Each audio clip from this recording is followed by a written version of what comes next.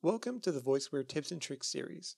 In this video, we are going to be taking a look at the CSV Bulk Room Upload feature. To begin, Voiceware allows rooms to be added either one at a time or in a range. While these features are useful, our customers demanded a better way of handling hotel rooms on several floors and with large gaps in the room numbers. Thus, Voiceware developed the ability to upload a CSV file containing all rooms in the hotel. This includes both guest and non-guest rooms. Formatting of the CSV file is critical and must exactly match the required format for the upload to work.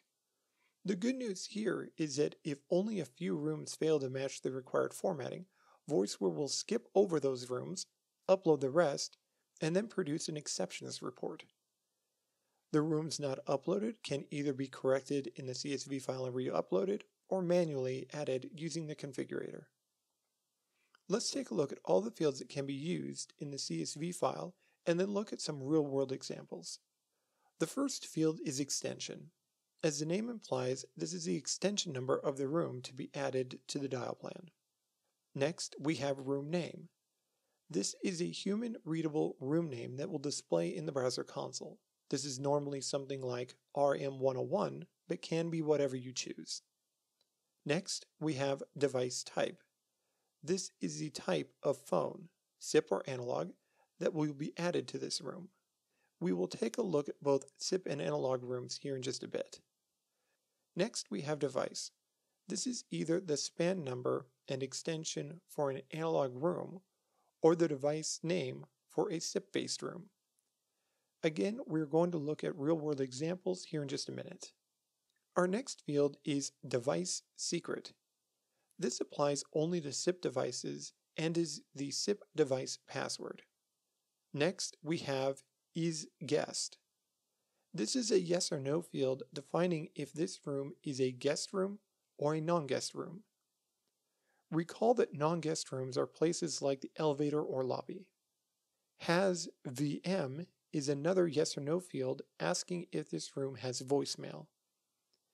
It might seem counterintuitive, but guest rooms don't have voicemail. This is because voicemail is a feature of the guest that is checked into that room and moves with the guest.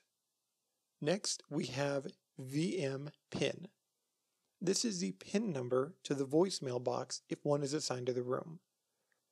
Normally, it is rare to see non-guest rooms with voicemail and only happens when an analog phone is placed in an admin office.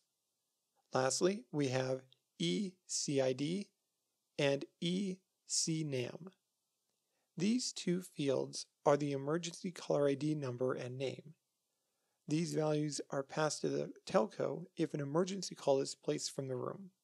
For more information on emergency calls, please see the tips and tricks videos on 911 setup and the emergency call notifications. Now let's take a look at some real-world examples.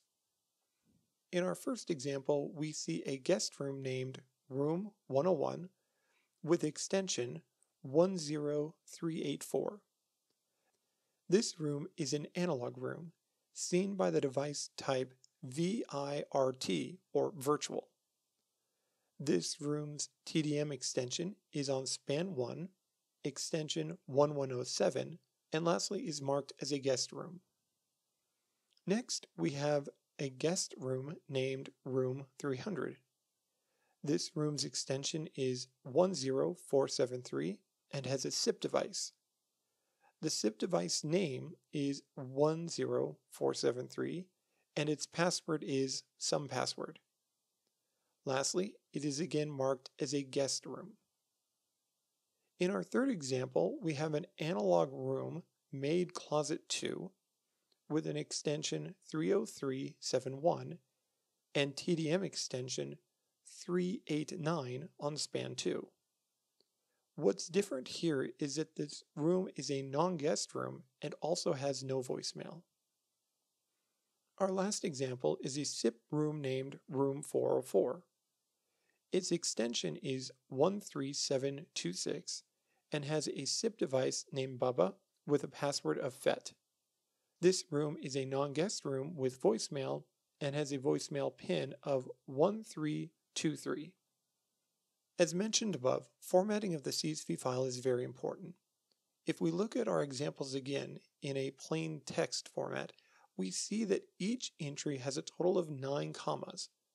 This is very important to remember. Even if, for example, a guest room does not have a voicemail pin, that field still needs to be accounted for as seen by the 2 commas with no data in between them. You will also notice that some data has quotation marks around it and other data does not. This again is required for the data to be uploaded correctly. While it may take some time to become familiar with the CSV Upload data format and to format the data correctly, the time spent here will be reaped in large return in time saved not manually adding each room by hand. This will also improve data accuracy. We hope you enjoyed this look at the CSV bulk upload feature and hope you will check out our other tips and tricks videos on our YouTube channel.